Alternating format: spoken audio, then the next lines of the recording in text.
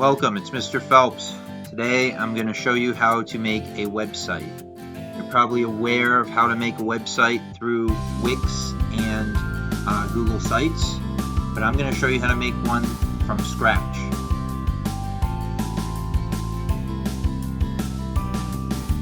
So, first course of action, we're online, we're on Google. We're going to look up HTML basics. HTML and making websites requires some kind of language to make it work. This type of language is HTML. This is a type of coding that tells the page what to appear when you open it on a website. Kind of hard to explain, so I'm going to get a little deeper into this. These are some basic codes that every website has. Every document that's a website starts with doctype HTML.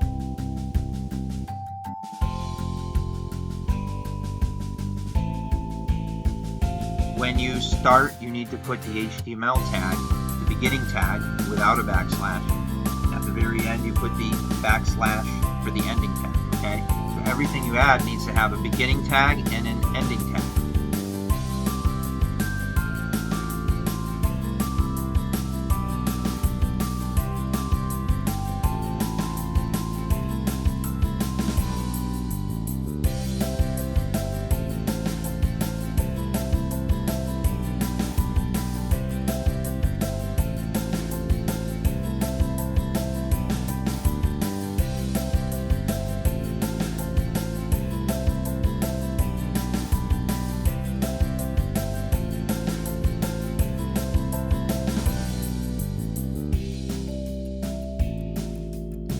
Go back to Notepad,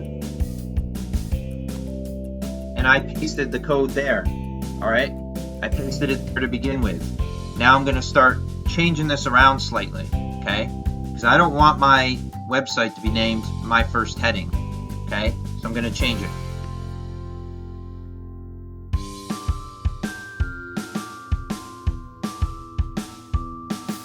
Alright, so I searched on the website. I found on the side here links. Okay, so I'm going to do links. I know I'm going to add a link. Okay, so I'm going to copy this code right here. The href tells me that it's a hyperlink. Okay, and I'm going to take that and I'm going to go back to my file on Notepad. Okay, so now obviously this is text.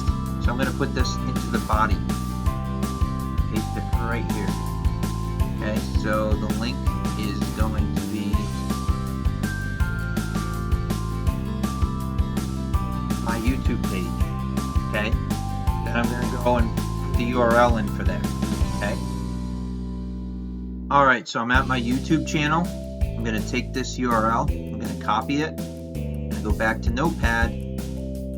In between those quotes, I'm gonna copy and paste, put the URL, okay, and I'm going to save.